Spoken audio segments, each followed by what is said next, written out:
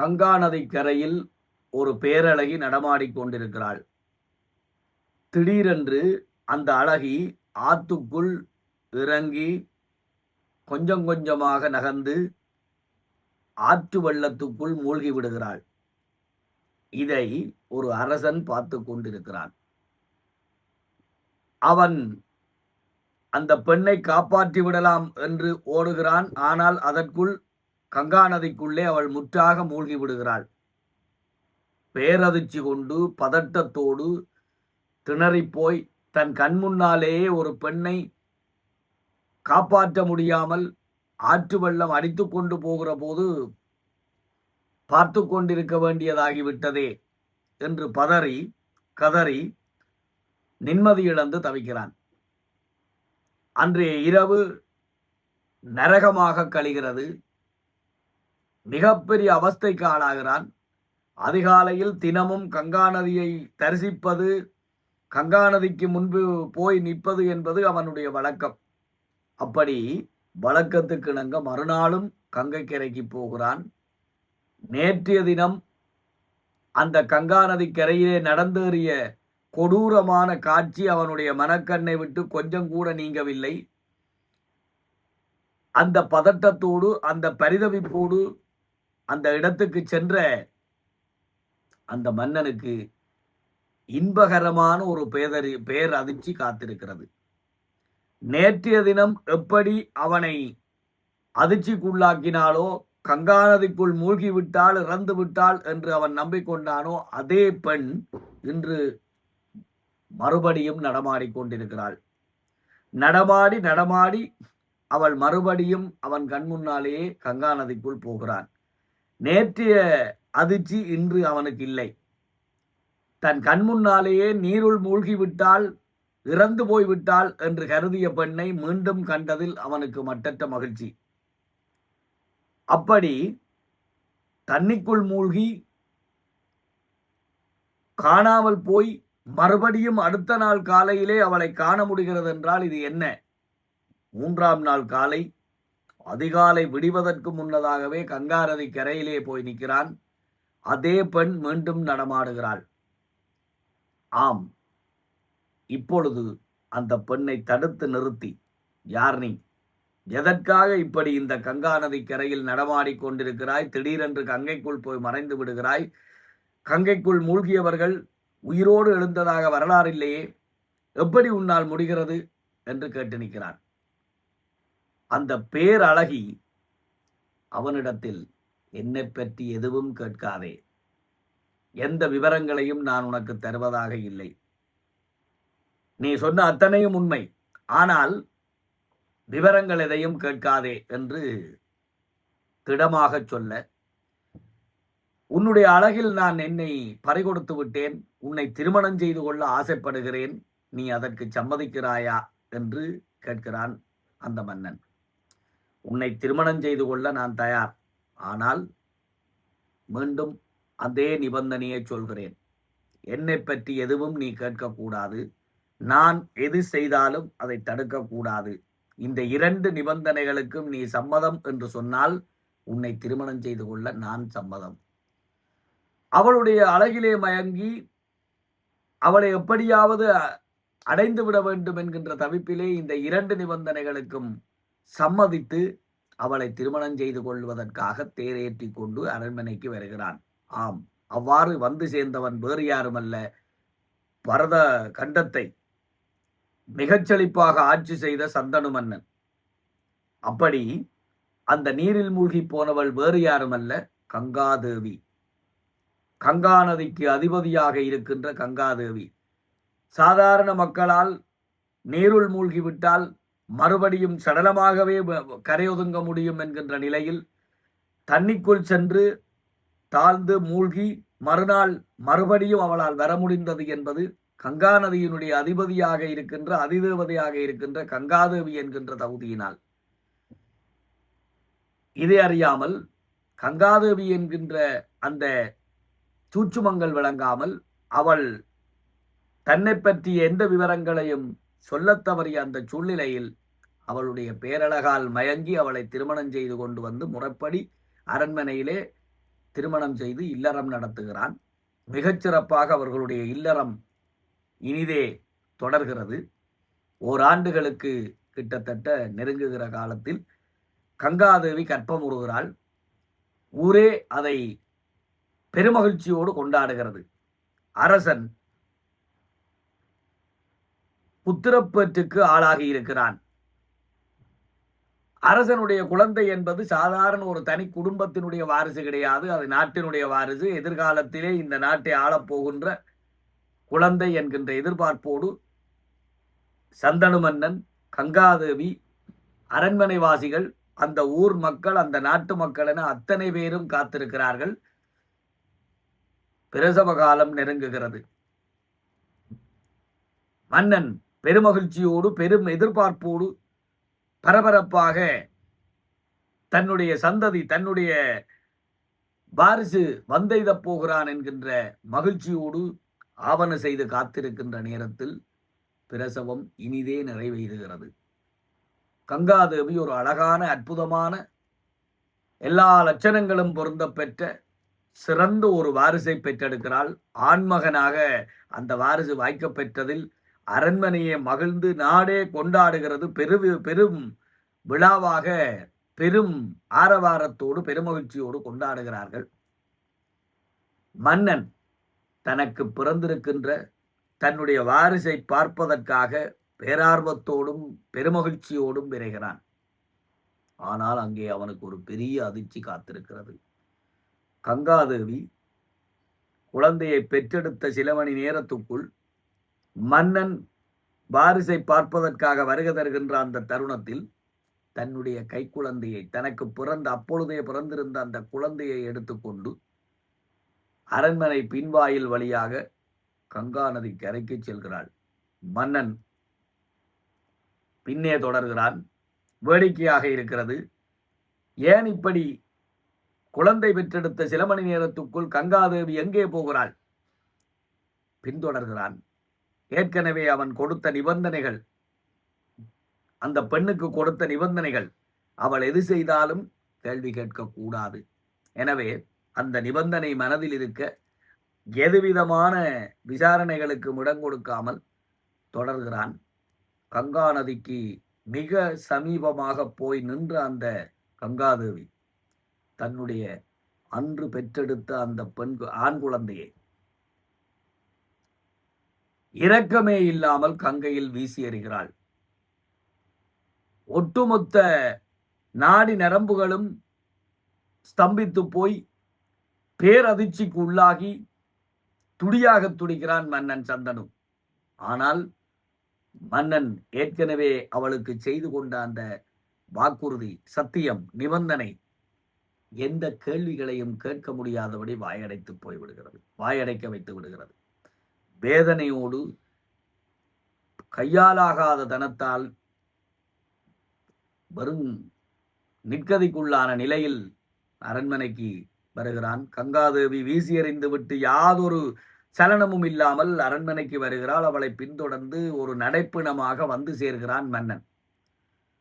ஊருக்கு ஒரு வாரிசு கிடைத்தது என்கின்ற மகிழ்ச்சியில் நாடே கொந்தளித்து மகிழ்ச்சியில் ஆரவாரித்து போயிருந்த நாடு குழப்பத்துக்குள்ளாகிறது. மாமன்னனுடைய மனைவி பைத்தியக்காரியா, கொலைகாரியா? இப்படி ஒரு காரியத்தை ஒரு பெண்ணால் செய்ய முடியுமா?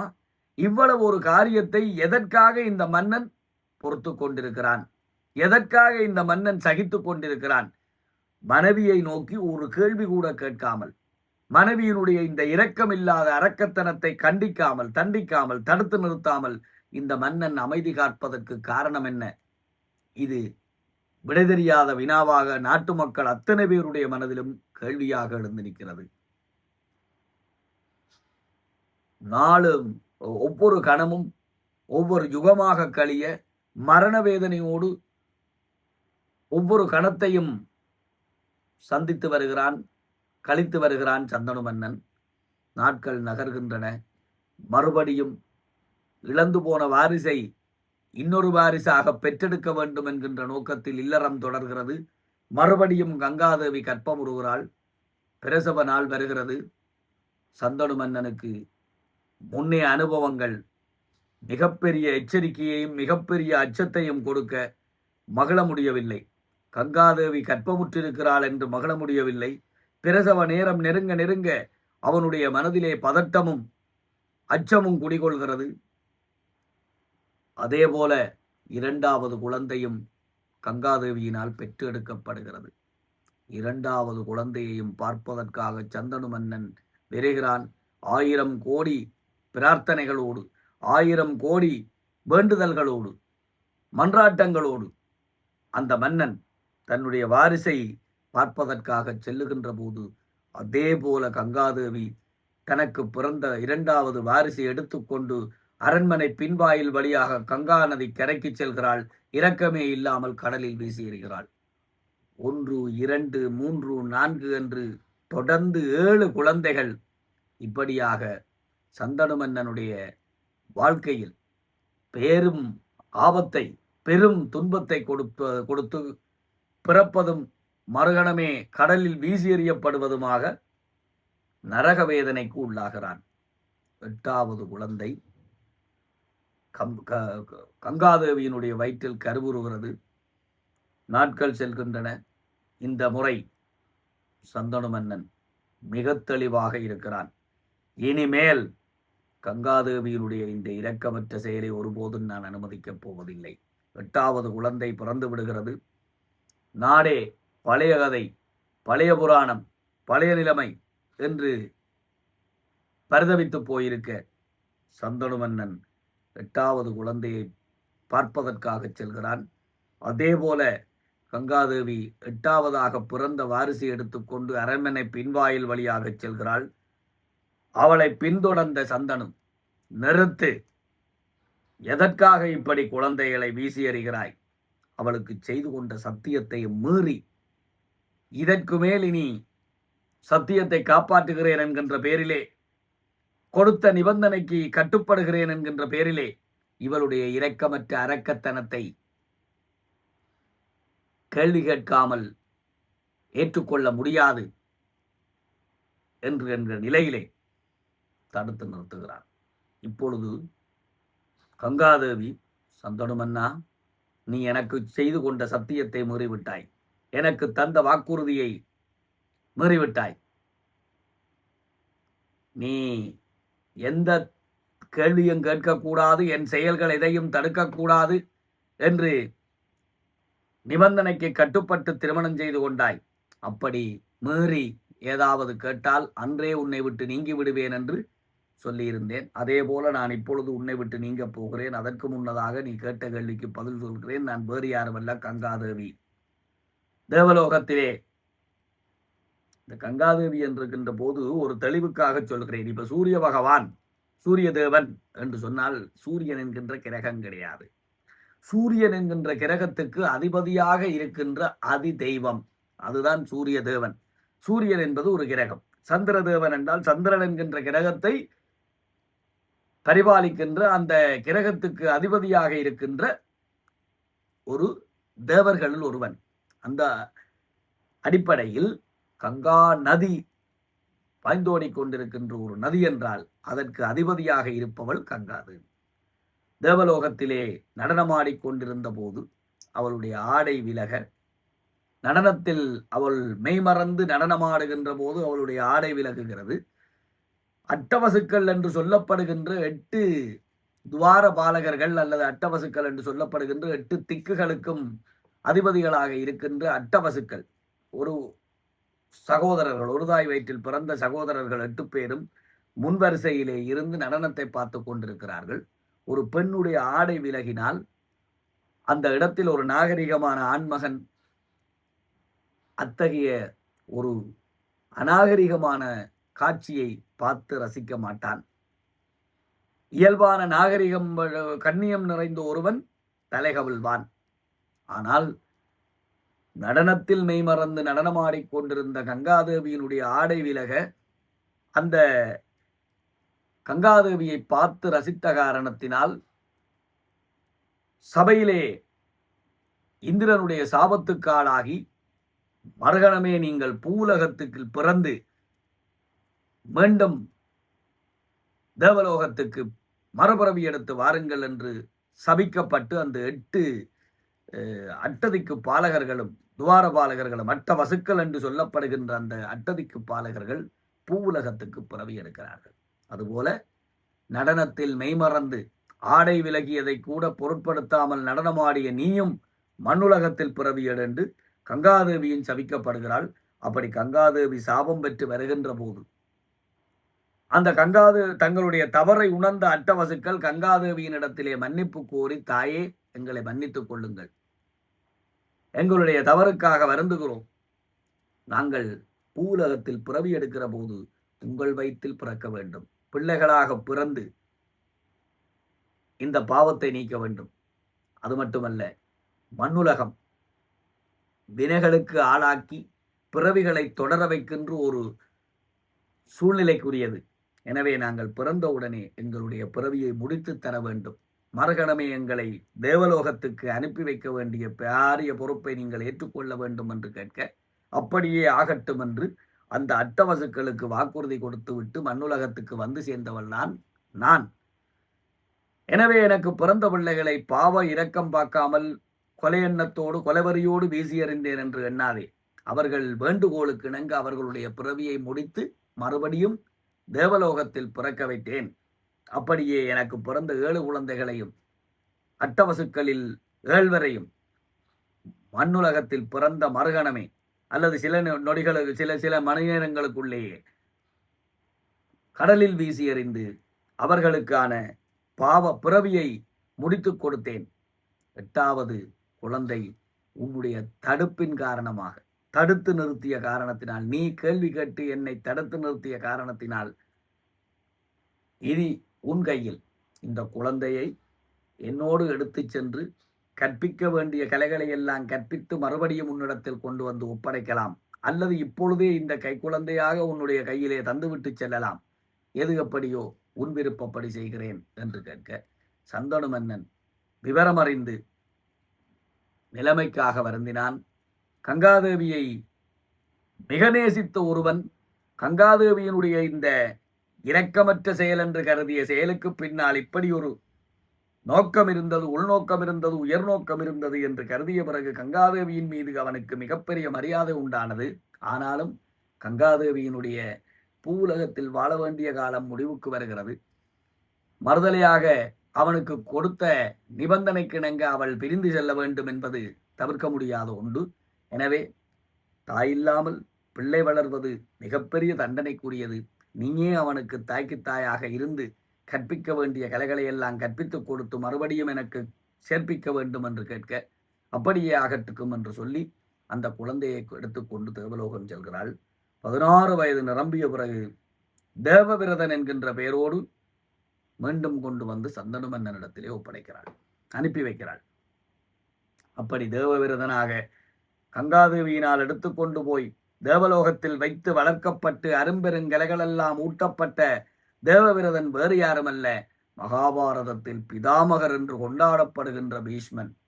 பீஷ்மனுடைய பிறப்பு ரகசியத்தை தான் இந்த கதை எடுத்துரைக்கிறது. கங்காதேவி என்கின்ற பேரழகிதான் ஆற்றில் மூழ்கியவள், சந்தனு மன்னன் தான் அவளை ஆசை கொண்டு திருமணம் செய்து கொண்டவன். இதுபோல மகாபாரதத்தில் இருக்கக்கூடிய அரிய காட்சிகள், பெரிய காட்சிகள், நல்ல மனதுக்கு ரசனை ஊட்டக்கூடிய, ஒரு வகையில் அதிர்ச்சி தரக்கூடியதாகவும் ரசனைக்குரியதாகவும் இருக்கக்கூடிய நல்லதொரு இலக்கிய பதிவோடு மீண்டும் உங்களை சந்திக்கிறேன். அதுவரை உங்களிடமிருந்து விடைபெறுகிறேன். சாதனை செய்க பராசக்தி, சாதனை செய்க.